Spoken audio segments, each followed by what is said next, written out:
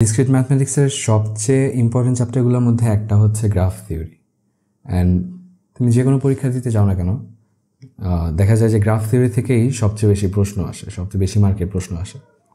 এখন যে কোনো একটা কোর্সের যে চ্যাপ্টারটাকে সবচেয়ে বেশি ইম্পর্টেন্স দেওয়া হয়, সেটা আসলে কেন করা হয়? মানে এখান থেকে সবচেয়ে বেশি প্রশ্ন আসতেছে এবং সবাই বলতেছে যে এটার ইম্পর্টেন্স সবচেয়ে বেশি।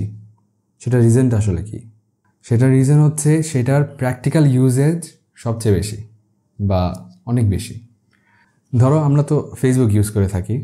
এখন তুমি একটা ইউজার, তোমার অনেক ফ্রেন্ড আছে ফেসবুকে। ধরো তোমার এমন ফ্রেন্ড আছে যে আরেকজনের বন্ধু এবং সে আরেকজনটাও তোমার বন্ধু। আবার ধরো তোমার এমন ফ্রেন্ড আছে যেটা একমাত্র শুধু তোমারই বন্ধু, তোমার আর কোনো বন্ধুর সাথে তার কোনো কমন লিঙ্ক নাই।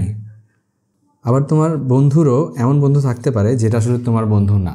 সো এরকম ডিফারেন্ট কানেকশনের কারণে, ডিফারেন্ট ফ্রেন্ড লিস্টের কারণে ডিফারেন্ট নেটওয়ার্ক তৈরি হয়। আবার ধরো তোমার বাসা থেকে তুমি একটা রেস্টুরেন্টে যাবা, ধরো গুগল ম্যাপেই যেই কাজগুলো হয় আর কি, গুগল ম্যাপ আমাকে সবচেয়ে শর্টেস্ট পাথটা বের করে দেয়, মানে সবচেয়ে কম ডিস্টেন্সে আমি কীভাবে ওই রেস্টুরেন্টে যেতে পারি সেটা বের করে দেয় গুগল ম্যাপ। তো এই নেটওয়ার্কে তুমি দেখতে পাচ্ছ যে অনেকগুলো রাস্তা এখানে দেখা যাচ্ছে।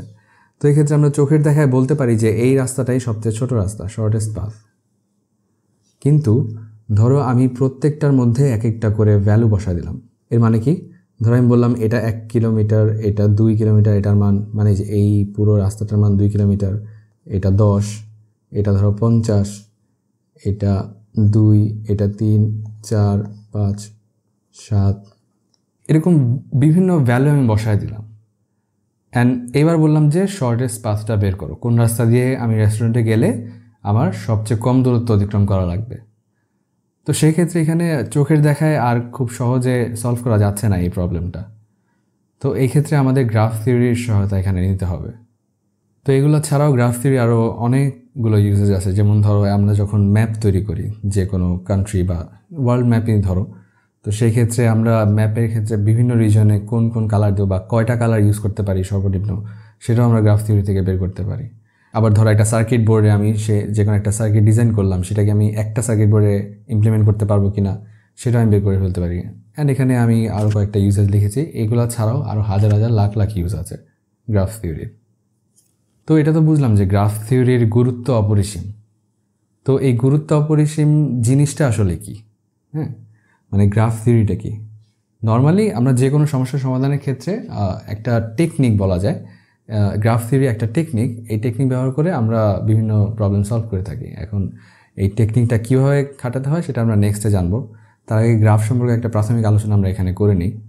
ধরো আমি এখানে 3টা সার্কেল এবং 2টা ধরো যে রশি লাগাই দিলাম। 2টা বিন্দুকে আমি একটা রশি দিয়ে কানেক্ট করতেছি।